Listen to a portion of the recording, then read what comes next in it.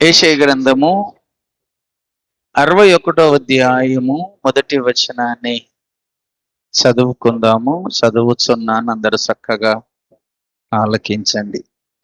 ప్రభువగు యెహోవా ఆత్మ నా మీదికి వచ్చి ఉన్నది, దీనులకు సువార్తమానము ప్రకటించుటకు యెహోవా నన్ను అభిషేకించెను. నలిగిన హృదయము గల వారిని దృఢపరచుటకును, చెరలోనున్న వారికి విడుదలను, బంధింపబడిన వారికి విముక్తిని ప్రకటించుటకును. దేవుని సంగమా, దేవుని పిల్లలారా, చదువుకున్న వచ్చిన భాగంలో ఒక అద్భుతమైన మాటని దేవుడు ప్రవక్త అయిన యేషయ్య గారికి తెలియజేశాడు. ఆ మాటలో చాలా అద్భుతమైనటువంటి మాటలు అందులో ఇమిడి ఉన్నాయి. ప్రభువగు యెహోవా ఆత్మ నా మీదికి వచ్చి ఉన్నది అన్నాడు. మొదటిగా ప్రభు అనగానే దేవునికి మనము సూచిస్తుంది. దేవుని ఆత్మ నా మీదికి వచ్చి ఉన్నది అన్నాడు. ప్రతి ఒక్కరు కూడా దేవుని పిల్లలు, దేవుని జనాంగము అనే అటువంటి వారి మీద దేవుని ఆత్మ అందరి మీద నింపబడి ఉండాలి. అందరు కూడా దేవుని ఆత్మ మీ మీదికి వచ్చే అనుభవంలోకి రావాలి. ప్రతి ఒక్కరు మనమందరము దేవుని పిల్లలమై ఉన్నాము గనక దేవుని పిల్లలమైన మనలని దేవుడు తన ఆత్మ ద్వారా నింపే ప్రయత్నం మనం చేసి ఉండాలి. ఎప్పుడైతే దేవుని ఆత్మ మన మీదికి వస్తుందో మనము చాలా ధన్యులమైపోతాం దేవుని దృష్టిలో. కనుకనే ఇక్కడ ఆ మాటని దేవుడు పలుకుచున్నాడు. ఎందుకొరకు దేవుని ఆత్మ తన మీదికి వచ్చి ఉన్నదన్నాడు? రెండవ మాటగా చెబుతున్నాడు, దీనులకు సువార్తమానము ప్రకటించుటకు యెహోవా నన్ను అభిషేకించెను. రెండవ మాట. మొదటి మాట ఏమో దేవుని ఆత్మ మన మీదికి రావాలి. దేవుని ఆత్మ మన మీదికి వచ్చినప్పుడు మనం చేయవలసిన పని ఏంటిదయ్యి అంటే దేవుని సువార్తను ప్రకటించే వారమై ఉండాలి. ఏదో దేవుని ఆత్మ నా మీద ఉన్నది, దేవుడు నన్ను అభిషేకించాడు అని అనుకోని ఊరక ఉండడమే కాదు, దేవుని ఆత్మ నీ మీదికి వచ్చినప్పుడు, దేవుని ఆత్మ నీ మీద ఉన్నప్పుడు నీవు చేయవలసిన పని ఒకటి ఉంది. అది దీనులకు సువార్త ప్రకటించే అనుభవము నీకు రావాలి. చాలా మంది రోజుల్లో దేవుని ఆత్మ నా మీద ఉన్నది అని భ్రమపడుతున్నారు. దేవుడు నన్ను అభిషేకించాడు అని భ్రమపడుతున్నాడు. నిజముగా దేవుని ఆత్మ నీ మీద ఉంటే, దేవుని అభిషేకము నీలో ఉంటే నువ్వు సువార్త ప్రకటించే వ్యక్తిగా దేవుడు నిన్ను సిద్ధపరుస్తాడు. దేవుడు నిన్ను సువార్త చెప్పడం కొరకు నిన్ను ప్రేరేపిస్తాడు. దేవుని పని చేయడం కొరకు నిన్ను ప్రేరేపిస్తాడు. దేవుని ఆత్మ నీ మీదకి వచ్చిందని నువ్వు ఉత్తగా కూర్చొని ఉండడం కొరకు దేవుని ఆత్మ నీ మీదికి రాలేదు. నీ సొంత పనులు చేయడం కొరకు దేవుడు నిన్ను అభిషేకించుకోలేదు. దేవుని ఆత్మ నీకు ఇయ్యలేదు. దేవుడు నీకు అభిషేకం ఇచ్చాడు. దేవుడు ఆత్మ నీ మీద ఉన్నది అంటే నీ ద్వారా దేవుడు కొంత పని చేయించుకోవడం కొరకే ఆత్మాభిషేకం ఇస్తున్నాడు. సువార్త ప్రకటించాలని దేవుడు ఆశపడి నీకు ఆత్మాభిషేకం ఇస్తున్నాడు. అభిషేకము అనేది రెండు కోణాల్లో ఉంటుంది. దేవుని అభిషేకం అనేది రెండు కోణాల్లో ఉంటుంది. ఒకటేమో అభిషేకం అనే మాటకు ప్రత్యేకించబడుట అని ఒక అర్థం ఇస్తుంది. అభిషేకం అనే మాటకు ప్రత్యేకించబడుట అనే ఒక అర్థం ఇస్తుంది. రెండవది, అభిషేకం అనే మాటకు దేవుడు అధిక బలాన్ని ఇస్తాడు. దేవుడు అధిక బలం ఇస్తాడట అభిషేకించిన వారి. ఈ రెండు సందర్భాలు మనకు పరిశుద్ధ గ్రంథములో కనబడుతున్నాయి. చూడండి, దేవుని పని కొరకు, దేవుని పని చేయడం కొరకు, ప్రత్యేకించబడడం కొరకు ఒక అభిషేకము మోషే ద్వారా మొట్టమొదటిసారిగా అహరోను కుమారులకు దేవుడు అభిషేకం ఇచ్చాడు. అహరోను కుమారులకు దేవుడు అభిషేకం ఇవ్వమని చెప్పాడు. వారిని ప్రత్యేకించబడడం కొరకు, వారిని దేవుని పరిచర్య చేయడం కొరకు అభిషేకించుకున్నాడు.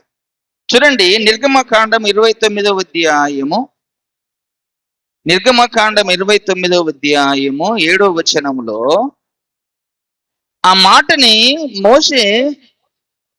మోషకు చెబుతున్నాడు. ఒక దినమున ఎవరి కొరకట? వీళ్ళిద్దరూ అహరోను కుమారుల గురించి దేవుడు మోషకు చెబుతున్నాడు. మోషే, ఇదిగో అహరోను కుమారులు నాకు పరిచర్య చేయాలంటే, నా పని జరిగించాలంటే వారిని ప్రతిష్ఠిత చేయి, వారిని ప్రత్యేకించు, వారికి అభిషేకం చేయి అని దేవుడు ఒకరోజు మోషకు సెలవిచ్చాడు.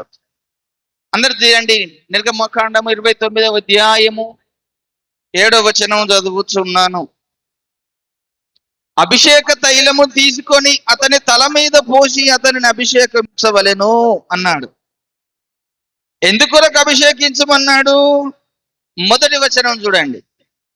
వారు నాకు యాజకులగునట్లు వారిని ప్రతిష్ఠించుటకు నీవు వారికి చేయవలసిన కార్యమేదనగా, ఒక కోడె దూడను, కలంకము లేని 2 పొట్టేళ్లను, పొంగని రొట్టెలను, నూనెతో కలిపిన ద్రాక్ష భక్ష్యములను, నూనె పూసిన పలచని అప్పములను తీసుకొని గోధుమ పిండితో వాటిని చేసి ఒక గంపలో వాటిని పెట్టి ఆ గంపను, కోడెను, 2 పొట్టేళ్లను తీసుకునవలెను.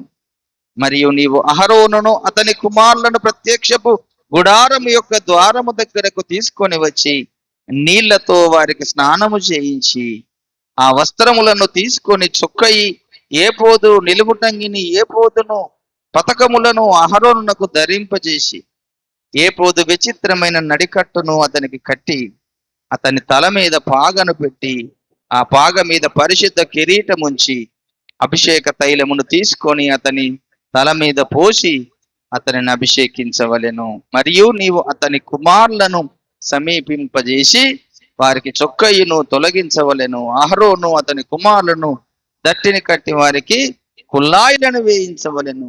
సత్యమైన కట్టడం బట్టి యాజకత్వము వారికి అగును. దేవునికి స్తోత్రం కలుగునగాక. అహరోను అతని కుమారులను అలాగున ప్రతిష్ఠించెను. ఇలాగూ దేవుని యొక్క యాజకత్వము చేయడం కొరకు, దేవుని సువార్త, దేవుని పని చేయడం కొరకు చేసేది ఒక రకమైన అభిషేకము. మొదటిది. రెండవది, అభిషేకము అనగానే అధిక బలము ఇయ్యడము. దేవునికి స్తోత్రం కలుగును. అభిషేకం అనగానే ఒక వ్యక్తికి దేవుడు అధిక బలాన్ని ఇయ్యడు. మనకున్న బలము కాకుండా ఇంకా ఎక్స్ట్రాగా మనకు బలం ఇయ్యడమే అభిషేకం. అది కూడా చూడండి, 1 సమూయేలు గ్రంథము 2వ అధ్యాయము 10వ వచనములో, 1 సమూయేలు గ్రంథము 2వ అధ్యాయము 10వ వచనము చదువుచున్నాను. వానితో వాదించువారు నాశనమగుదురు, పరమండలములో నుండి ఆయన వారిపైన ఉరుములను గర్జించి లోకపు సరిహద్దులో నుండి తీర్పు తీర్చును. తాను నియమించిన రాజునకు ఆయన బలమిచ్చును. తాను అభిషేకించిన వానికి అధిక బలము దయచేయును.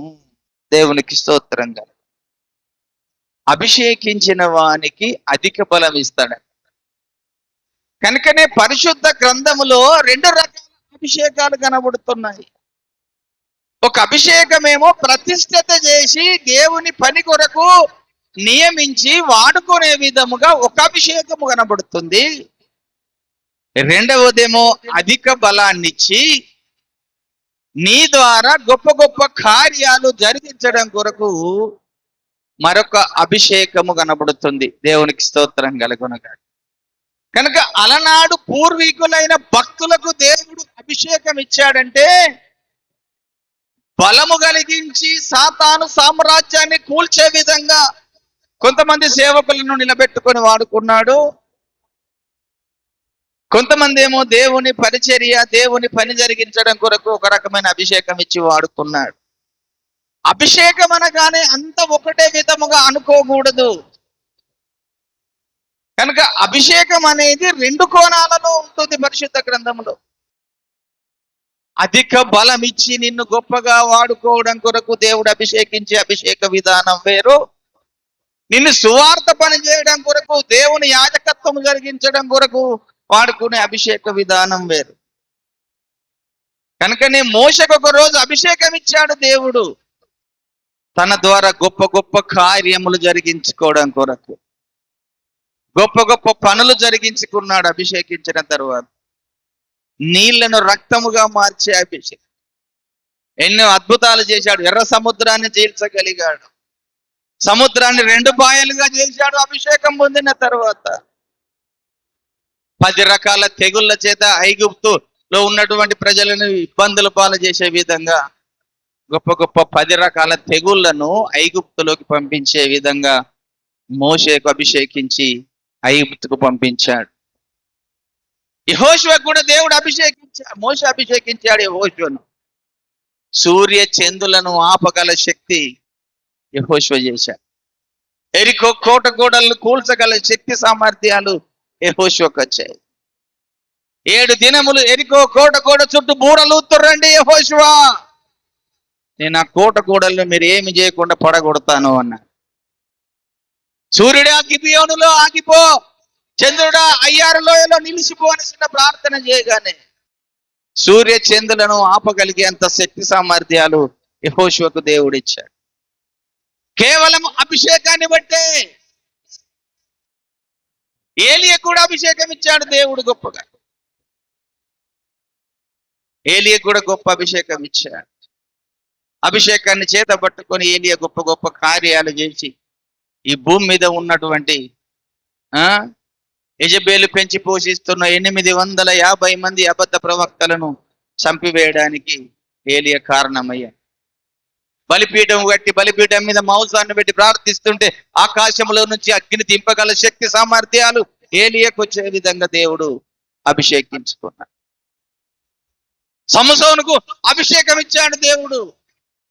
అవలీలగా సింహాన్ని చీల్చి చంపగలిగాడు. ఎక్కడిది సింహాన్ని చింపే బలము ఎలా వస్తుంది ఒక మనిషికి చెప్పండి? అంటే దేవుని ఆత్మ అధికమైన బలము వారికి వస్తేనే ఆ సింహాన్ని చీల్చగలిగాడు. చూడండి, ఈ రెఫరెన్స్ మీ దృష్టికి తీసుకొస్తాను. చూడండి ఒకసారి.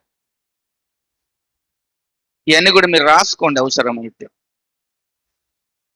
యెహోషువ గ్రంథము 10వ అధ్యాయము లోకి రండి. మొదటిగా యెహోషువ గ్రంథము 10వ అధ్యాయము లోకి వస్తే అక్కడ సూర్య చంద్రుని ఆపే విధానం కనబడుతుంది. 12వ వచనం. యెహోషువ గ్రంథము 10:12లో యెహోవా ఇశ్రాయేలు ఎదుట అమోరీయులను అప్పగించిన దినమున ఇశ్రాయేలు వినుచుండగా యెహోషువ యెహోవాకు ప్రార్థన చేసెను. సూర్యుడా నీవు గిబియోనులో నిలువుము, చంద్రుడా నీవు అయ్యారు లోయలో నిలువుము. జనులు సమస్త శత్రువుల మీద పగ తీర్చు కొరకును సూర్యుడు నిలిచెను, చంద్రుడు ఆగెను అను మాట యాషారు గ్రంథములో వ్రాయబడి ఉన్నది. సూర్యుడు ఆకాశ మధ్యమున నిలిచి ఇంచుమించు ఒక నాడెల్లా అస్తమింపక త్వరపడలేదు. యెహోవా ఒక నరుని మనవి వినిన ఆ దినము వంటి దినము దానికి ముందు గాని దాని తర్వాత గాని ఉండలేదు. నాడు యెహోవా ఇశ్రాయేళ్ల పక్షమున యుద్ధము చేసెను. దేవునికి స్తోత్రం కలుగును. ఒక నరుని ప్రార్థన దేవుడిని, సూర్యుణ్ణి, చంద్రుణ్ణి ఆపివేయగలిగాడంటే ఆ నరుడు ఎలాంటి అభిషేకము కలిగి ఉన్నాడో, ఎలాంటి శక్తి సామర్థ్యాలు కలిగి ఉన్నాడో దీన్ని బట్టి మనం ఆలోచన చేసుకోవాలి. అభిషేకం అంటే దాన్ని మీరు తేలికగా తీసి పారేసుకోకండి. దేవుడు నిన్ను అభిషేకిస్తున్నాడు అంటే 2 కోణాల్లో అభిషేకం ఇస్తాడు. ఒకటేమో నీ ద్వారా గొప్ప గొప్ప అద్భుత కార్యాలు జరిగించడం కొరకు అభిషేకం ఇస్తాడు. రెండవదేమో నీ ద్వారా దేవుని సువార్త, దేవుని పని జరిగించడం కొరకు అభిషేకం ఇస్తాడు. ఇది యెహోషువ చేసినటువంటి ప్రార్థన. ఇక మోషేతోనైతే దేవుడు లెక్కలేని కార్యములు చేశాడు. నిర్గమకాండములోకి వచ్చినట్టయితే ఆ నిర్గమకాండములో 8వ అధ్యాయము నుంచి ఐగుప్తు దేశములో 10 రకాల తెగుళ్లను పంపించి మోషే ద్వారా గొప్ప గొప్ప కార్యాలు ఆ యొక్క ఐగుప్తు ప్రజల మధ్యన దేవుడు జరిగించడం కొరకు మోషేని ఎన్నుకొని అభిషేకించుకున్నాడు. దేవునికి స్తోత్రం కలుగును. ఈ 8వ అధ్యాయము 9వ అధ్యాయం అంతా కూడా మీరు ఇంటికి వెళ్ళినాక చదువుకుంటే 7 కూడా చదవండి. మోషే 10 రకాల తెగుళ్ళ చేత ఐగుప్తులను ఏ విధంగా బాధ పెట్టాడో అంత కనబడుతుంది. ఇంకొక వచనం మీకు చూపించి ముందుకెళ్తాను. చూడండి, 7వ అధ్యాయం 17వ వచనములో, కాగా యెహోవా ఆజ్ఞ ఏదనగా నేను యెహోవానని దీన్ని బట్టి నీవు తెలుసుకొని పొందువని యెహోవా చెప్పుచున్నాడు. ఇదిగో నా చేతిలోనున్న ఈ కర్రతో నేను ఏటి నీటిని కొట్టుదును, అది రక్తముగా మార్చబడును అన్నాడు. మోషకు దేవుడు కర్ర ఇచ్చాడు. ఆ కర్ర తీసుకొని ఐగుప్తులోకి వెళ్ళి ఫరో ఎదుట, ఐగుప్తులో ఒక పెద్ద నది ఉంటుంది, నైలు నది దాని పేరు. ఆ నైలు నదిని ఇలా కర్రతో కొట్టాడు. అప్పుడు ఆ నీళ్ళన్నీ రక్తం మారిపోయాయి. నైలు నది అంతలో ఉన్న నీళ్ళన్నీ రక్తమైపోయాయి ఆ కర్ర ఒక్కటి అక్కడ కొట్టగానే. అంటే మోషే యొక్క అభిషేకం అంతా కర్రలోనే ఉన్నది. సముద్రం మీద చాపాడు, సముద్రం మీద కర్రను చాపాడు. సముద్రము 2 పాయలుగా చేయబడ్డది, 2 పాయలుగా చీల్చబడ్డది. ప్రజలందరూ అందులో నుంచి వెళ్ళిపోయారు. అంటే మోషకిచ్చిన ఒక తరములో మోషకిచ్చిన అభిషేక విధానం వేరు, ఒక తరములో యెహోషువకిచ్చిన అభిషేక విధానం వేరు, ఒక తరములో ఏలియాకిచ్చిన అభిషేక విధానం వేరు. ఏలియా 3.5 సంవత్సరములు భూమి మీద వర్షం పడద్దు ప్రభువా అని ప్రార్థన చేస్తే 3.5 సంవత్సరాలు భూమి మీద వర్షం పడకుండా ఆపేశాడట దేవుడు. ఆకాశములో నుంచి అగ్ని కురిపించగల సామర్థ్యం కలిగింది యెహోషువ. ఏలియా 3.5 సంవత్సరాలు వర్షమే పడలేదు. ఆ మాట కూడా చూడండి, 1 రాజుల గ్రంథము 17వ అధ్యాయంలో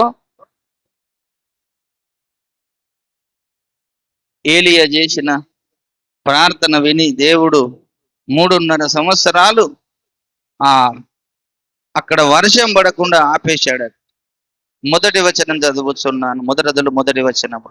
అంతటా గిలాదు కాపురస్తుల సంబంధి అయిన తిప్పీయుడైన ఏలియా అహాబు నొద్దకు వచ్చి, ఎవని సన్నిధి నేను నిలబడి ఉన్నాను, ఇశ్రాయేలు దేవుడైన ఆ యెహోవా జీవము తోడు, నా మాట ప్రకారము గాక ఈ సంవత్సరములో మంచైనను వర్షమైనను పడదని ప్రకటించాను.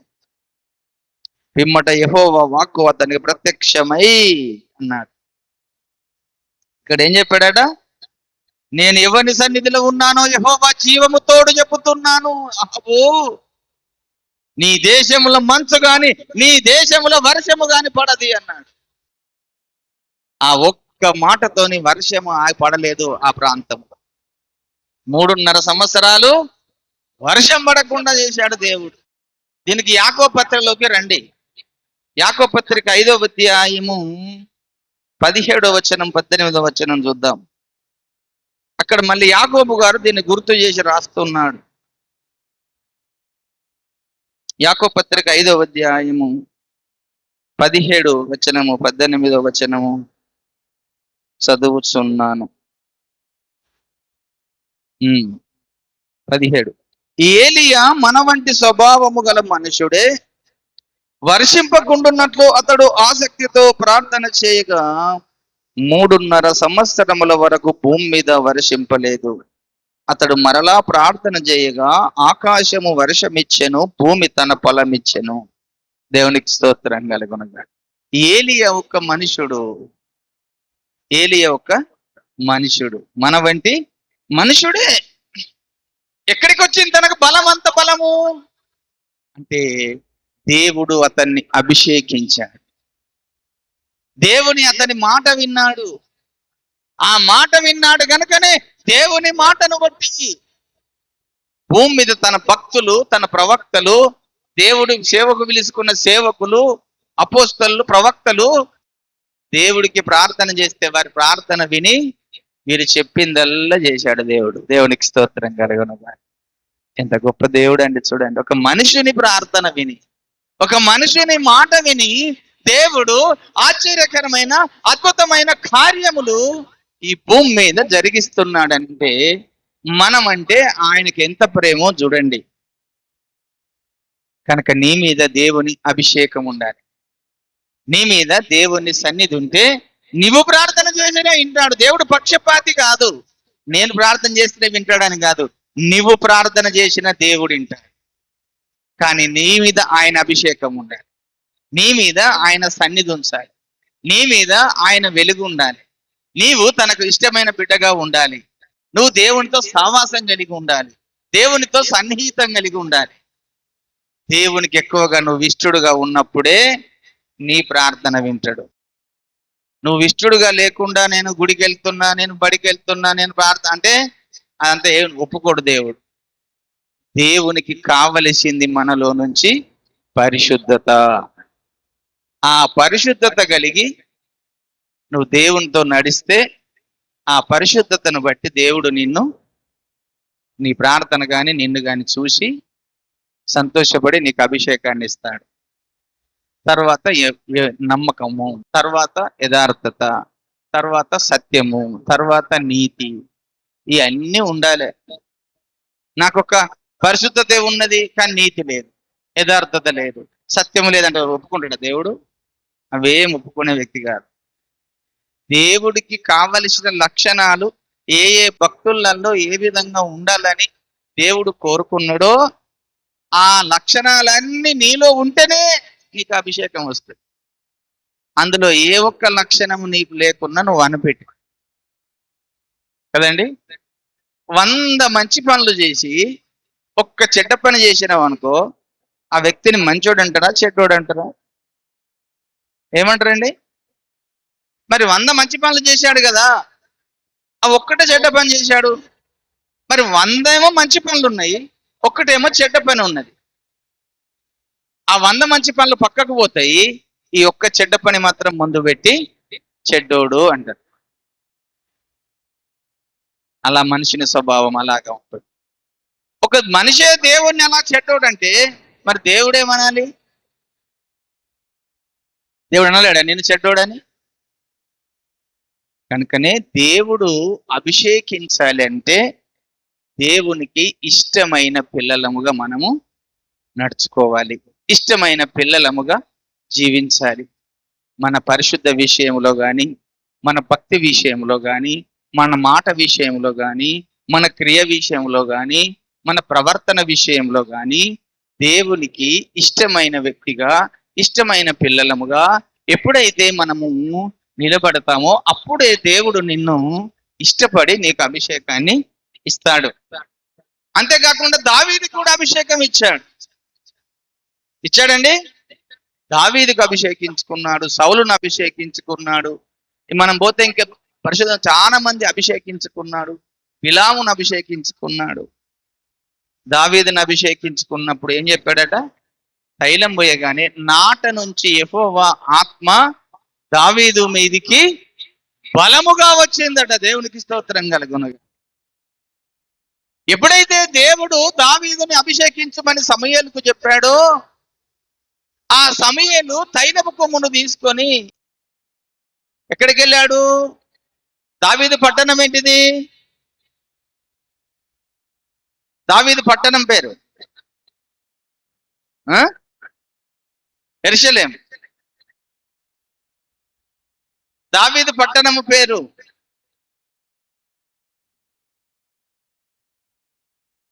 కదండి బెత్లెహేం. దావీదు పట్టణం పేరు బెత్లెహేం. ఆ బెత్లెహేంకి వెళ్ళి బెత్లెహేంలో ఉన్నటువంటి దావీదు దగ్గరికి వెళ్ళి అతనికి తైలం వేయడం కొరకు వెళ్ళాడు. ఆ బెత్లెహేంలోనే యేసుప్రభు పుట్టాడు. ఆ యూదా గోత్రమే, దావీదు గోత్రమే యేసుప్రభుది. మీకు డౌట్ గా ఉంది కదా ఇంకా కదండి. చూడండి, మీకు ఆ వచన భాగం చూసాం. 1 సమూయేలు గ్రంథం 16వ అధ్యాయంలోకి రండి. 1 సమూయేలు గ్రంథము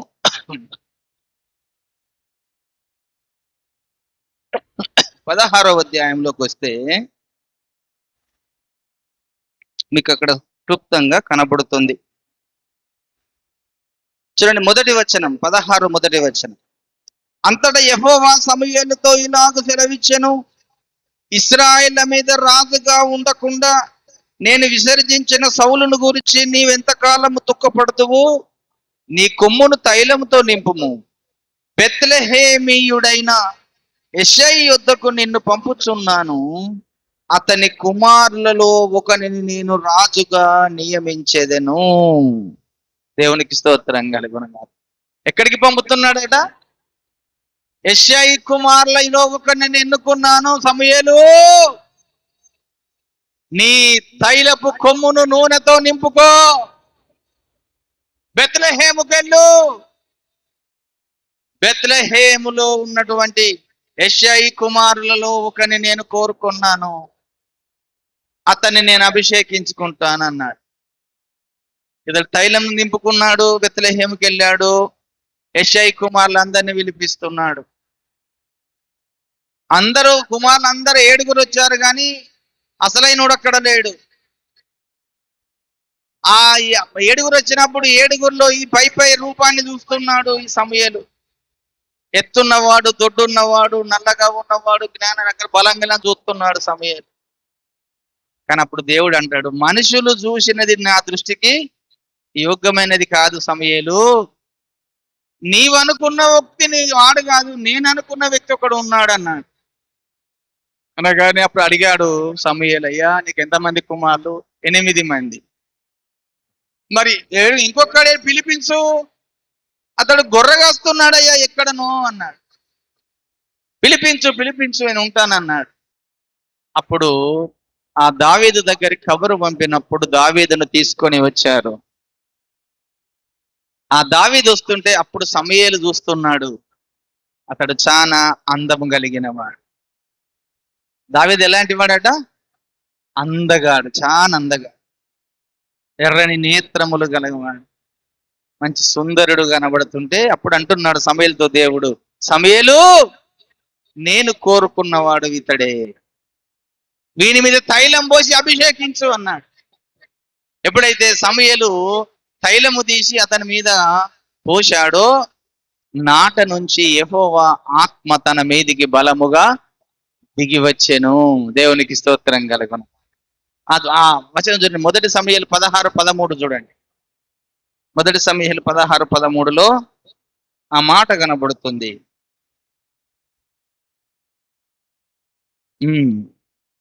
సమూయేలు తైలపు కొమ్మును తీసి వాని సహోదరుల ఎదుట వానికి అభిషేకము చేసెను.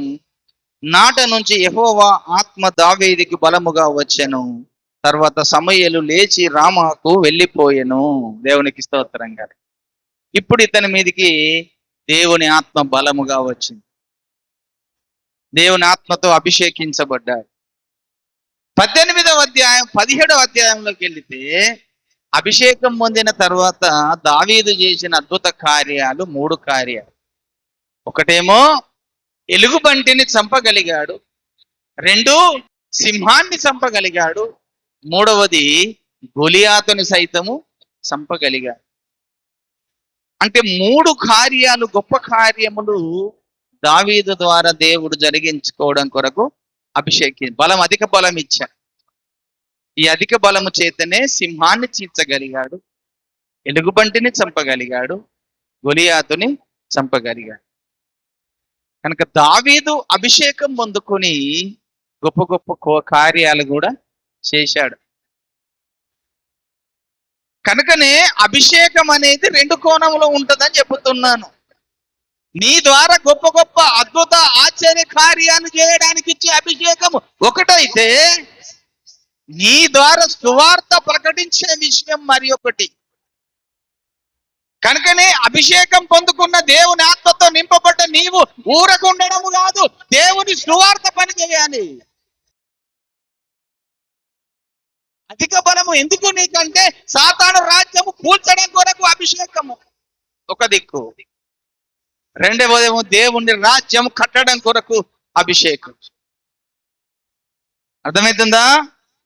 సాతాను రాజ్యాన్ని భూమి మీద కూల్చడం కొరకు అభిషేకం అధిక బలము, దేవుని సువార్తను ప్రజలకు బోధించడం కొరకు అభిషేకం. ఈ అభిషేకము పొందినటువంటి వాళ్ళు రెండు కార్యాలు కనబడాయి. అభిషేకం పొందుకున్నావని ఊరకుండడము కాదు, సాతాను రాజ్యమును కూల్చే విధంగా నువ్వు తయారు కావాలి, దుష్టుని రాజ్యాన్ని కూల్చే విధంగా తయారు కావాలి. ఒక కోణము. రెండవ కోణము, దేవుని సువార్త ప్రకటించడానికి సిద్ధపడగలిగి ఉండాలి. అది అసలైన అభిషేకానికి ఉన్న లక్షణాలు. దేవుడు నాకు వరాలు ఇచ్చిండు, అభిషేకం ఇచ్చిండని చెప్పుకొని మూలకుండడం కాదు, నీ ఇంట్లో ఉండడం కాదు, నీ ద్వారా అన్య జనులకు సువార్త ప్రకటించబడాలి. నువ్వు సువార్తను ఎక్కువగా చేసే విధంగా ఉండాలి. అలా చేయకపోతే నీకు ఇచ్చిన అభిషేకాన్ని తీసి దేవుడు పక్కకు పెడతాడు. జాగ్రత్త. నీకు ఇచ్చిన అభిషేకాన్ని, నీకు ఇచ్చిన ఆత్మవరాన్ని తీసి పక్కకు పడేస్తాడు. సమూయేలు ఎప్పుడైతే అదే సౌలుకి ఇచ్చిన అభిషేకాన్ని తీసి పడేయలేదా? బిలాముకి ఇచ్చిన అభిషేకాన్ని తీసి పక్కకు పడేయలేదా? సాతానుకు అభిషేకించాడు, తీసి పక్కకు పడేయలేదా? దేవునికి ఇష్టమైన నువ్వు కార్యములు, నీకు ఇచ్చిన అభిషేకం పొందుకొని అభిషేకం చేత పట్టుకొని ఊరక ఉంటే దేవుడు ఊరుకోడు, నీ అభిషేకాన్ని తీసి పక్కకు పెడతాడు. అప్పుడు నిన్ను దురాత్మచ్చి పట్టుకుంటుంది. జాగ్రత్త. దేవుని ఆత్మాభిషేకం పోయిన తర్వాత దురాత్మచ్చి పట్టుకుంటుంది మనల్ని. కనుక అభిషేకం పొందుకున్న మనము దేవుని సువార్త చేసే వారంగా కావాలి. అది యేసు ప్రభు కూడా అలాగనే చేశాడండి. యేసు ప్రభు కూడా అభిషేకం పొందుకున్న తర్వాత సువార్త పని చేశాడు.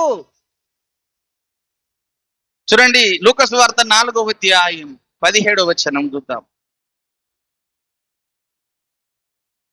లూకా సువార్త 4వ అధ్యాయంలో యేసు ప్రభు చెప్పుతున్న మాట.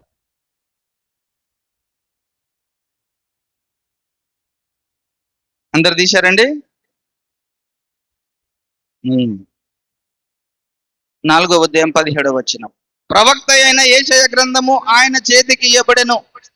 ఆయన గ్రంథమును విప్పగా, ప్రభు ఆత్మ నా మీద ఉన్నది, బీదలకు సువార్త ప్రకటించుటకై ఆయన నన్ను అభిషేకించెను, చెరలోనున్న వారికి విడుదలను, గ్రుడ్డి వారికి చూపును ప్రకటించుటకును, నలిగిన వారికి విడిపించుటకును, ప్రభువు హితవత్సరము ప్రకటించుటకును ఆయన నన్ను పంపి ఉన్నాడని వ్రాయబడిన చోటు ఆయనకు దొరికెను.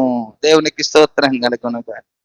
ఆయన గ్రంథమును చుట్టి పరిచారకులకు ఇచ్చి కూర్చుండి సమాజ మందిరంలో ఉన్న వారందరూ ఆయనను తేరి చూస్తుండగా, ఆయన నేడు మీ వినికిడిలో ఈ లేఖనము నెరవేరినదని వారితో చెప్పసాగెను. దేవునికి స్తోత్రం కలుగునుగాక. ప్రవక్త అయిన యెషయా ద్వారా చెప్పబడిన ఆ అభిషేకం సంబంధించిన వాక్య భాగము యేసయ్యని గురించి ప్రవచించబడ్డ మాట. అది ఇక్కడ యేసయ్య భూమి మీదకి రావడంతో నెరవేర్చబడ్డది. కనుక హితవత్సరములు ప్రకటించే బాధ్యత అభిషేకించబడిన ప్రతి వ్యక్తులకు ఉండాలి.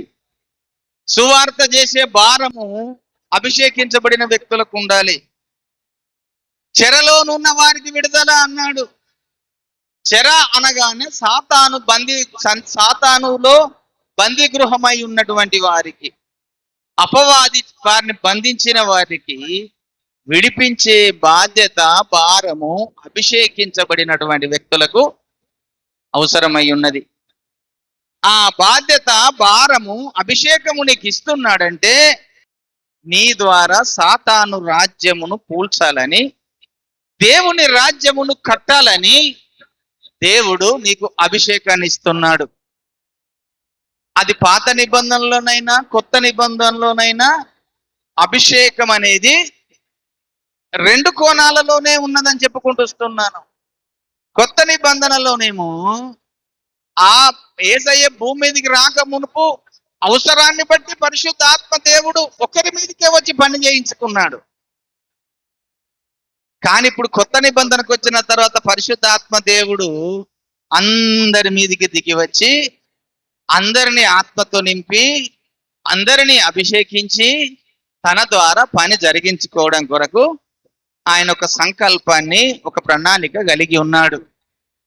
కనుక నీకు కూడా దేవుడు అభిషేకం ఇస్తున్నాడు, అందరికీ అభిషేకం ఇస్తున్నాడు. ఒక కాలములో ప్రత్యేకించబడ్డ కొందరికి మాత్రమే ఇవ్వబడ్డది అభిషేకం. కానీ ఇప్పుడు అలా కాదు, అందరికి దేవుడు అభిషేకం ఇవ్వాలని ఇష్టపడుతున్నాడు. అప్పుడు ఆ పాత నిబంధనలో కొందరికి మాత్రమే రక్షణ దొరికింది. ఇప్పుడు అలా కొందరికి దొరికిందా? అందరికి రక్షణ దొరికింది. అందరూ పాప విమోచన కలిగింది. అందరికి యేసయ్య రక్తం ద్వారా శుద్ధి చేయబడ్డాం. అందరము దేవుని పిల్లలుగా ముద్ర వేయబడ్డాం. కనుక దేవుని ఆత్మ ఇప్పుడు అందరికి ఇచ్చారని దేవుడు ఇష్టపడుతున్నాడు. ఆ అభిషేకం పొందుకున్న నీవు ఊరకుంటావా? రేపు దేవుడు అందుకేనా నీకు అభిషేకం ఇచ్చింది? అందుకేనా దేవుడు నిన్ను నిలబెట్టుకున్నది?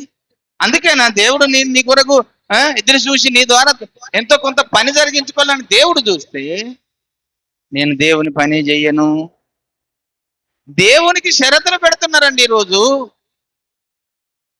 దేవునికి షరతు పెడుతున్నారు దేవుని మీదనే.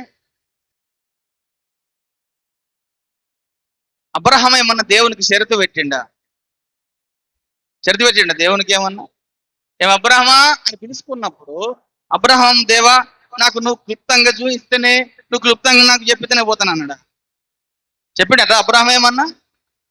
అట్లా ఏమి చెప్పలేదు అబ్రహాం. దేవుని మాటకు లోబడ్డాడు. వెళ్ళమంటే వెళ్ళిండి అంతే. అసలు నేను ఎక్కడికి పోవాలా ప్రభు అని కూడా అడగలేదు అబ్రహాం.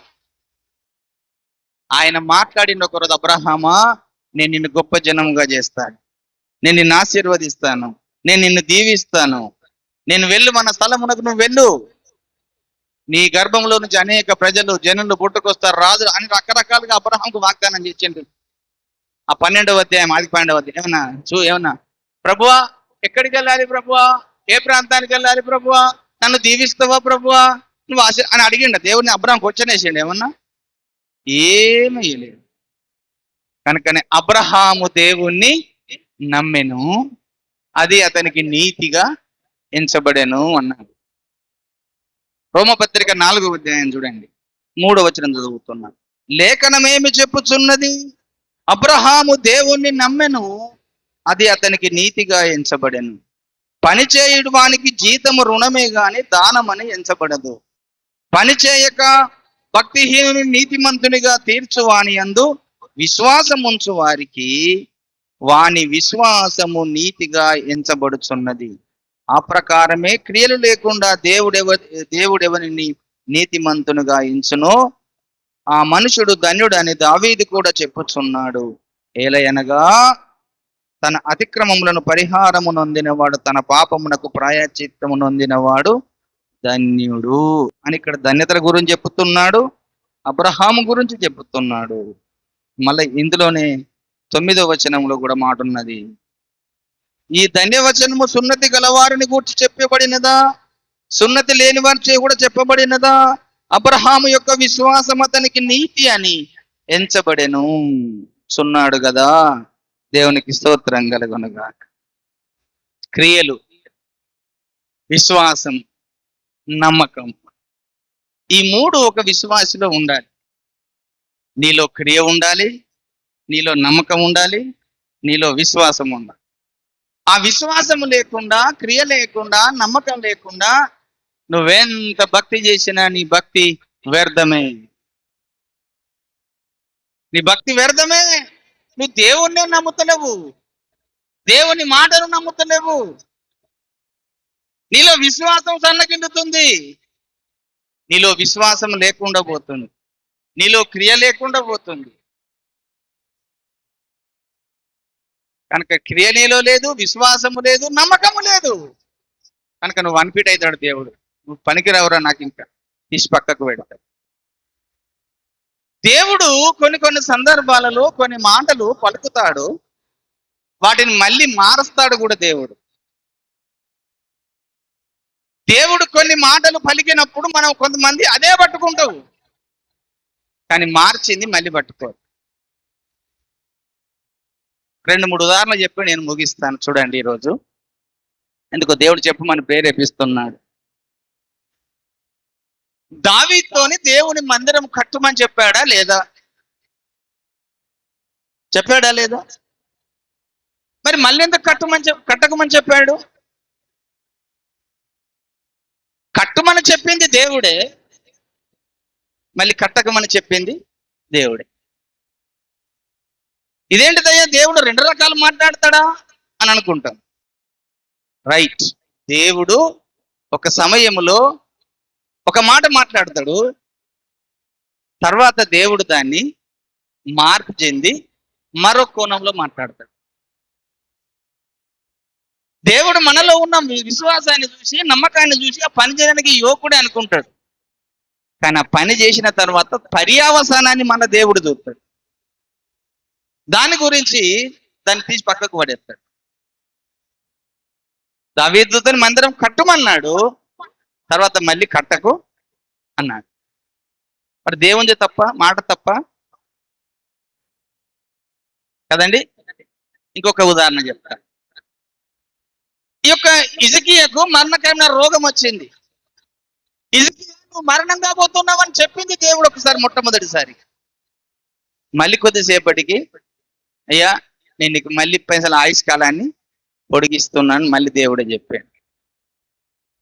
ఇప్పుడు దేవుడు ఇప్పుడేమో చచ్చిపోతామని చెప్పిండు, మళ్ళీ బ్రతికిస్తామని చెప్తున్నాడు అని ఆ చచ్చిపోయిన మాటని పట్టుకుంటాము, కానీ బ్రతికించే మాటని మళ్ళీ మనం పక్కకు పెడతాం.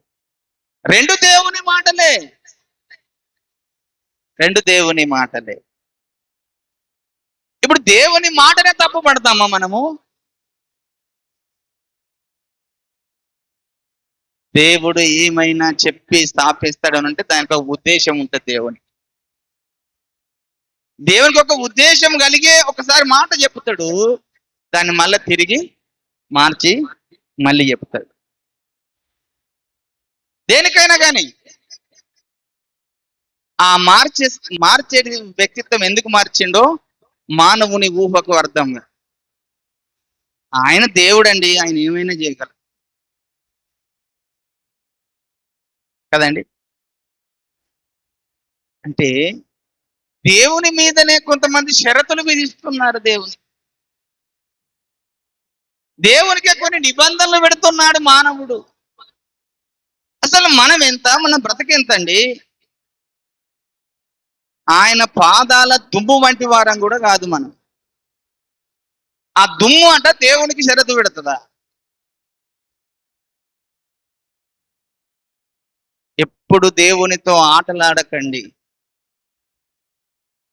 దేవునికి ఆటలాడి దేవునికి షరతులు విధించకండి. ఆయన చెప్పిన మాట చచ్చినట్టు చేయవలసింది, అంతే మన పని. నిన్ను ఏమి చేయాలో ఆయనకు తెలుసు, నన్ను ఏమి చేయాలో ఆయనకు తెలుసు, అంతే కదండి. దేవునికి ఎప్పుడు షరతులు పెట్టి దేవుని దుఃఖపరిచే విధంగా, దేవుని కోపానికి పాత్రలు కాకండి, దేవుని ఉగ్రతకు పాత్రలు కాకండి. ఆయన పని చెప్పినట్టు చేసుకుంటూ వెళ్ళిపోండి, అది మీకు దీవెనకరంగా ఉంటుంది. మోషేని కూడా అలాగనే చేశాడు ఒకరోజు. దేవునికి వ్యతిరేకంగా మోషే చెప్పినప్పుడు మోషేని కూడా దేవుడు చంపాలని చూసిండు. అప్పుడు ఆ సిప్పోరా అడ్డుపడి, అయ్యా క్షమించమని చెప్పి అప్పటిదప్పుడు రాయి తీసుకొని సున్నతి చేసి మోషేని కాపాడే.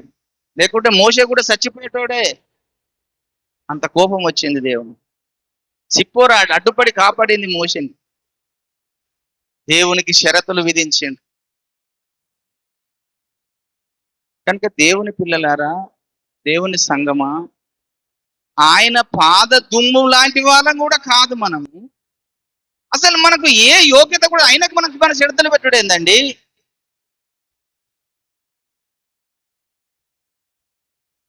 దేవునికి ఎప్పుడు షరతులు పెట్టి ఎప్పుడు దేవుని మీద తిరుగుబాటుతానని ఆయన చెప్పినట్టు చేసుకుంటూ పోవడమే మన పని. ఆయనకు లోబడి నడుచుకోవడమే మన పని. అంతే తప్ప ఆ యొక్క ఇంకో కొన్ని సందర్భాలలో కూడా అభిషేకాలు ఇచ్చినటువంటి వారు పోగొట్టుకున్నారు పరిశుద్ధ గ్రంథంలో. చాలా మంది అభిషేకాన్ని పోగొట్టుకొని మళ్ళా దురాత్మ చేత పీడించబడి వారి కుటుంబాలు సైతము నాశనం చేసుకున్నారు. కనుక అలాంటి స్వభావం కలిగి ఉండకండి. దేవుని కోపానికి ఉగ్రతకు పాత్రలు కాకండి. దేవుని ఆత్మను దుఃఖపరచకండి. పరిశుద్ధాత్మను దుఃఖపరచకండి. దేవుని ఆత్మకు విధేయత కలిగి లోబడి ఉండి దేవుని ఆత్మ మీద మనం పొందుకునే దేవుని ఆత్మ మన మీదికి వచ్చే విధముగా మనం ప్రయత్నించి దేవుని ఆత్మ చేత నింపబడి సువార్త ప్రకటించి దేవుని పని చేసి దేవుణ్ణి సంతోషపరిచే వారంగా భూమి మీద బ్రతకాలి. అదే మానవునికి గొప్ప ధన్యత. సాధ్యమైతే నలుగురికి సువార్త చెప్పు, లేదంటే సపోర్ట్ చేయక ఊకో. కానీ దేవుని మీద కామెంట్లు చేయకండి. అది నీకు మంచిది కాదు, నీ కుటుంబానికి మంచిది కాదు, నీ పిల్లలకు మంచిది.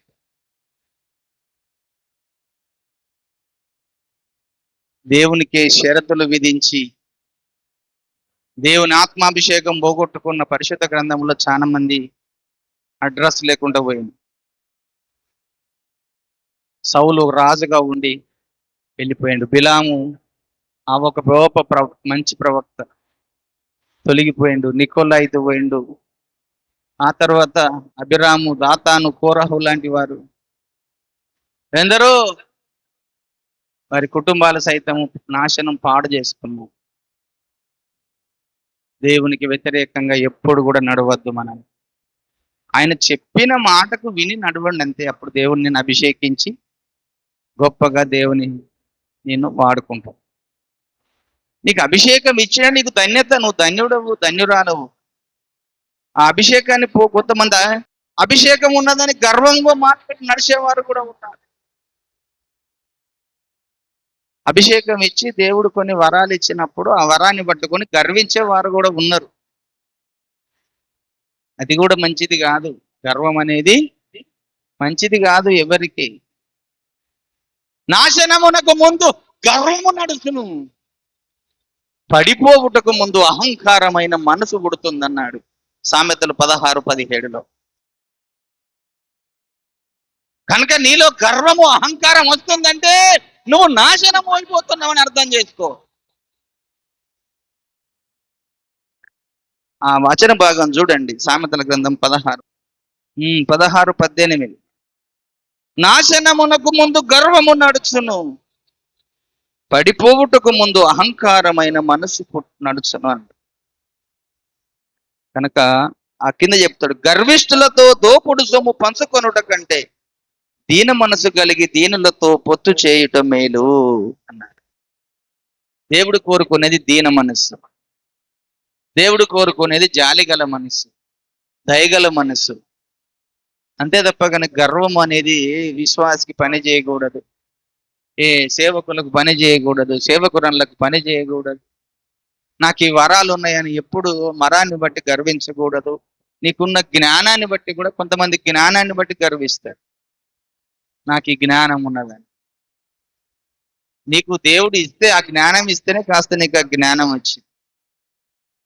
ఆ జ్ఞానాన్ని పట్టుకొని నువ్వు గర్విస్తే సాతాను అట్లనే గర్వించిండట పరలోకంలో. నా అంత జ్ఞానవంతుడు ఎవడున్నాడు అయ్యా ఈ యొక్క విశ్వములో, అన్ని ప్రపంచాలలో, లోకాల్లో నా అంత జ్ఞానవంతుడు లేడు అనుకున్నాడు. దేవుడు వాని గర్వాన్ని సైతం శూన్యం చేసి, వాని గర్వాన్ని సైతం తీసేసి అణిసివేసి, మీలో జ్ఞానము లేని వారిని తొందరికి దేవుడు జ్ఞానం ఇవ్వడం మొదలు పెట్టాడు. దేవునికి స్తోత్రం కలుగునుక. జ్ఞానులను సిగ్గుపరచుటకే అన్నాడు. మళ్ళీ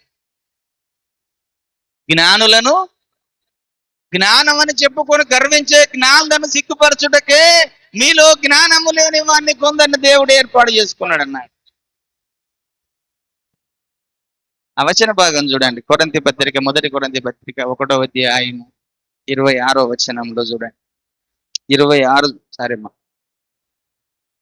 చదువుతున్నాను. సహోదరులారా, మిమ్మల్ని పిలిచిన పిలుపును చూడుడి. మీలో లోకరీతిని జ్ఞానులైనను గనులైనను గొప్ప వంశము వారైనను అనేకులు పిలువబడలేదు గాని ఏ శరీరియు దేవుని ఎదుట అతిశయింపకుండునట్లు జ్ఞానులను సిగ్గుపరచుటకు లోకములో నుండి వెర్రి వారిని దేవుడు ఏర్పరచుకొని ఉన్నాడు. బలవంతులైన వారిని సిగ్గుపరచుటకు లోకములో బలహీనులైన వారిని దేవుడు ఏర్పరచుకొనుచున్నాడు. ఎన్నికైన వారిని వ్యర్థము చేయుటకు లోకములో నీచులైన వారిని, తృణీకరింపబడిన వారిని, ఎన్నిక లేని వారిని దేవుడు ఏర్పరచు చేసుకొని ఉన్నాడు. దేవునికి స్తోత్రం. అయితే ఆయన మూలముగా మీరు యేసుక్రీస్తునందున్నారు. దేవునికి స్తోత్రం. ఈ జ్ఞానమును బట్టి తర్వాత ఈ వరాలను బట్టి ఎప్పుడు ఏ విషయంలో ఎవరు గర్వించకండి. దేవుడు నీకు ఇచ్చాడు వరాలంటే నువ్వు ధన్యుడవుగా భావించి, దేవా నువ్వు నాకు ఇచ్చిన నీ వరాలను బట్టి స్తోత్రాలని తన కృతజ్ఞత చెప్పుకుంటూ ఎప్పుడు దేవుణ్ణి గణపరిచే వ్యక్తిగా దీన మనసు కలిగి ఉండండి. జాలి కలిగిన మనసు కలిగి ఉండండి. దయగలిగిన మనసుగా ఉండండి. నీకు ఇచ్చిన వరాన్ని బట్టి, నీకు ఇచ్చిన అభిషేకాన్ని బట్టి, నీకు ఇచ్చినటువంటి వరములు ఏదైనా, దేవుని ద్వారా నువ్వు పొందుకున్నది ఏదైనా, దాన్ని నువ్వు పొందుకున్నప్పుడు, నీకు ఇచ్చినప్పుడు దానికి దేవునికి లోబడి, దేవా నాకు ఇచ్చినందుకు నీకు వందనాలని ఆయన కృతజ్ఞతలు చెల్లించే వారంగా ఉండుకుంటూ దీనత్వంతో దేవునికి లోబడి, దేవుని మాటకు విధేయత చూపించి, దేవుని యందు విశ్వాసం ఉంచి, దేవుడు చెప్పిన పని చేస్తూ, దేవుని సువార్తను ప్రకటిస్తూ, దేవుడి ప్రజలను నిత్యత్వంలోకి నడిపించే బాధ్యత, భారమే దేవుడు నీకు ఇచ్చే అభిషేకం. దేవునికి స్తోత్రం కలుగును. అట్టి అభిషేకము అందరూ కూడా పొందుకొని దేవుని సువార్త అంతటా ప్రకటించాలి. సాతాను రాజ్యాన్ని కూర్చేవారిగా ఉండాలని దేవుడు ఈ దినమున నాతో చెప్పిన మాటలు మీతో చెప్పుతున్నాను. ఇట్టి మాటలు దేవుడు దీవించునుగాక. ప్రార్థన చేసుకుందాం.